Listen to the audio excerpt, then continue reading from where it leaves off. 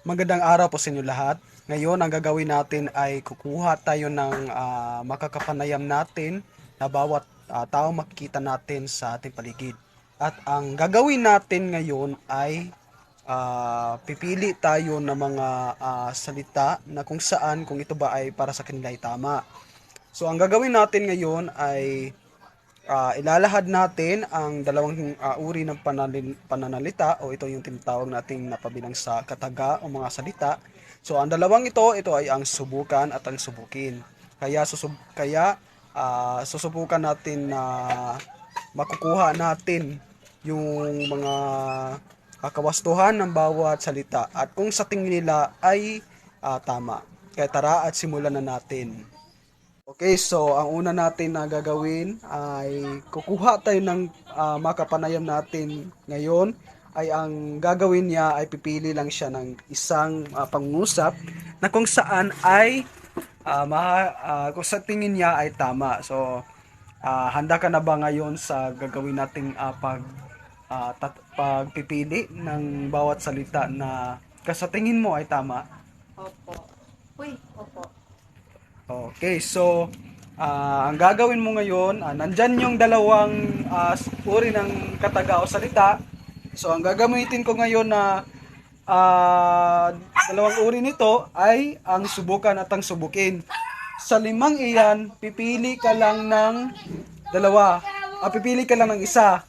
So ayan po. Sige, simulan na natin. Subukin mo ang sabong ito at napakahusay. Ang sagot ay subukin. So, yan ba sa tingin mo ay tama? Oo. Okay, maraming salamat. Dumako na naman tayo sa pangalawang tagapanayam. Okay, dumako na naman tayo sa pangalawang tagapanayam. Ang gagawin natin ngayon ay pipili lang siya sa limang pangungusap na nandito. Dalawa ang uri ng kataga o mga salita ang gagamitin natin. Ito ay ang subukan at ang subukin. So, handa ka na ba sa gagawin nating pipili? Handa na. Okay, so ngayon, ang gagawin mo ay pipili ka ng lima na sa tingin mo ay tama ang pagkakabigkas gamit ang dalawang katagaw salita. Okay, so simulan mo na ang pagpipili sa limang ito. Subukin. Subukin natin ang sumayaw ng cha-cha. So alin anong numero ang pinili mo? Pang, una. Okay, so yan, maraming salamat at ang gagawin natin ngayon, ay pipili ka ng limang pangungusap na sa tingin mo ay tama ang pagkakabigkas. Mayroon dalawang uri ng katagaw salita natin gagamitin ito ay ang subukan at ang subukin. So handa ka na ba? Okay, so para mas madaliin natin, ang gagawin natin ngayon ay pipili ka lang ng sa limang pangungusap, pipili ka lang ng isa na sa tingin mo ay ang tama ng pagkakabigkas ng subukan o ang subukin.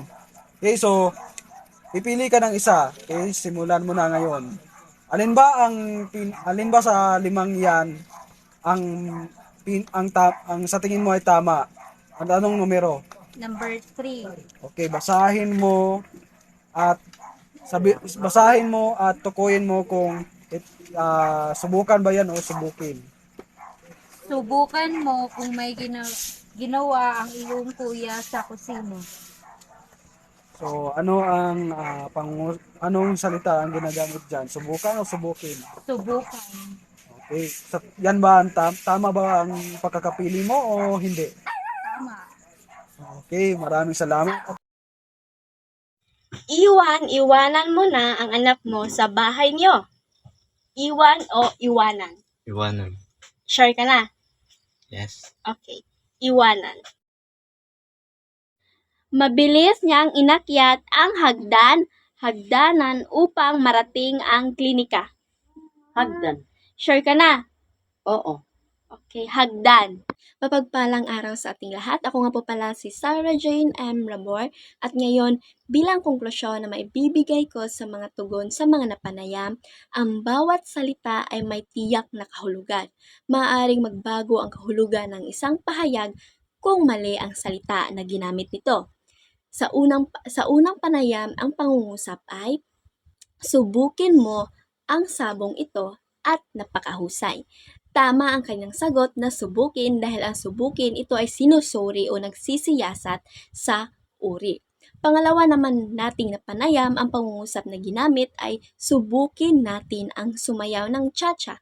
Tama naman ang kanyang sagot na subukin dahil ito ay sinusuri niya ang kakayahan ng isang tao.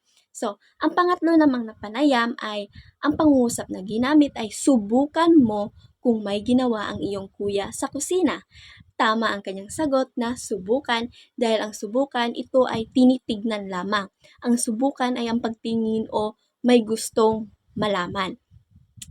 Pang-apat naman nating napanayam, ang pangusap na ginamit ay iwanan mo na ang anak mo sa bahay nyo. Mali ang kanyang sagot dahil ang kanyang sagot ay iwanan. Ang tamang sagot ay iwan.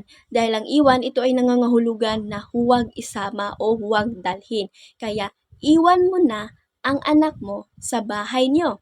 Panghuli nating napanayam, ang pangusap na ginamit ay mabilis niyang inakyat ang hagdanan upang marating ang klinika. Tama ang kanyang sagot na hagdan. Dahil ang hagdan, ito ay tinutukoy sa inaakyatan o binabaan ng isang tao. Kaya mabilis niyang inakyat ang hagdan upang marating ang klinika. Kaya mas mahalaga talaga na alam natin na gamitin ang mga salita at kataga para alam natin kung ano ang nais ipahiwatig ng ating kausap at hindi tayo malito. Kaya ang sabi ko nga, ang bawat salita ay may tiyak na kahulugan. Yun lang po at maraming salamat.